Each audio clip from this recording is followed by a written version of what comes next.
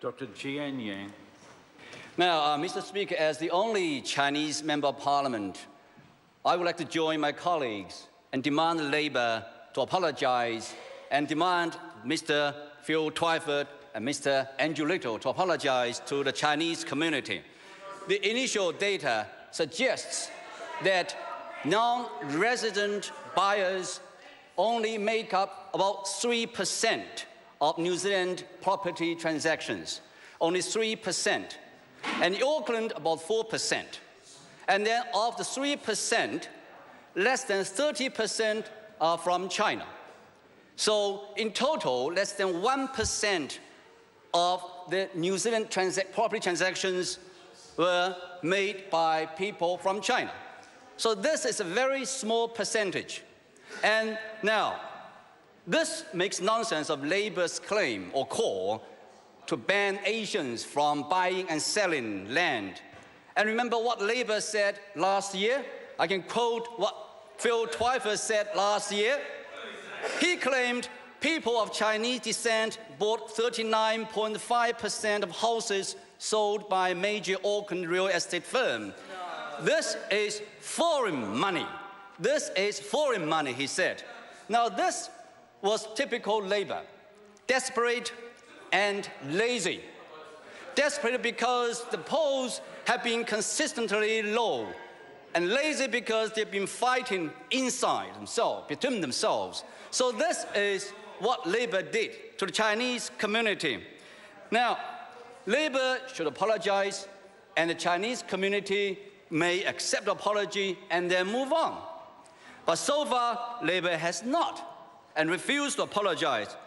And look at today's Labour, very depressing. Look at what they did. Now look, Labour, the Labour Party, was the party which apologized for poll tax on the Chinese in 2002. And Labour signed the FTA with China in 2008. Right. And this party has changed. Now, they are targeting the Chinese community very cynically and shamelessly for political gain. So this is the Labour Party today. Now, the Race Relations Commissioner, Dame Susan DuVoy, slammed Labour. And Phil Twyford's claims and said that Chinese New Zealanders deserve better than this. Of course, the Chinese community has been in New Zealand for many years. Since 1860s, we came as gold miners, and we made a great contribution to New Zealand society and economy, basically in all walks of life. And the Chinese community has been law-abiding, hard-working, made a great contribution in all sectors of New Zealand. And also, some weeks ago, I went to the launch of Chinese Anzacs, the launch of a book entitled Chinese Anzacs.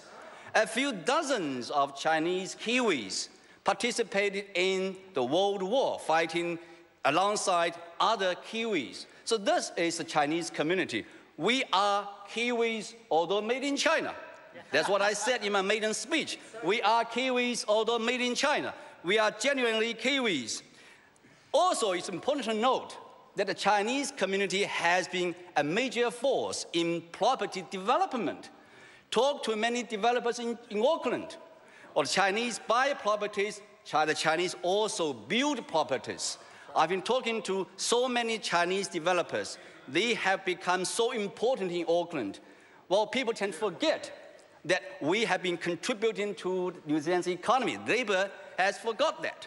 So, and also, we'll say this Chinese-sounding name approach could do much harm to New Zealand's economy and to New Zealand relations with China, and actually to our global perception or global reputation. We came to New Zealand because we love New Zealand as a genuinely multicultural society, an open, tolerant society. And we came to New Zealand not only just because the environment, but because also the social harmony. But now Labour has destroyed that kind of reputation. Right. So it is important for us to make sure Labour recognizes its mistake and apologizes, and then we move on. And fortunately, New Zealanders do not share Labour's xenophobic views. Look at the Lantern Festival each year.